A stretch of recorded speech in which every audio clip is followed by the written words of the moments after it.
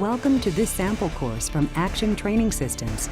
All of the learning objectives included in the full course are listed on screen.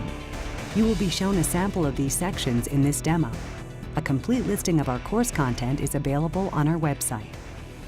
In the aeration stage of foam generation, the foam passes through a nozzle or other foam delivery device to discharge foam. Proper aeration produces an adequate amount of foam bubbles to form an effective foam blanket. Aeration should generate uniform-sized bubbles, which result in a longer-lasting blanket.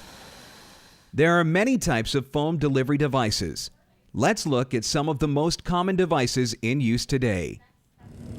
The air aspirating foam nozzle produces a higher quality finished foam, but the energy required results in less reach of the stream. The standard fixed flow fog nozzle is used to produce a shorter lasting foam, but the foam stream has more reach. Fog nozzles can be used as both a standard water stream nozzle and as a foam nozzle. The variable spray pattern also has the advantage of providing protection to fire brigade members if a wide-angle fog pattern is needed as a shield from heat.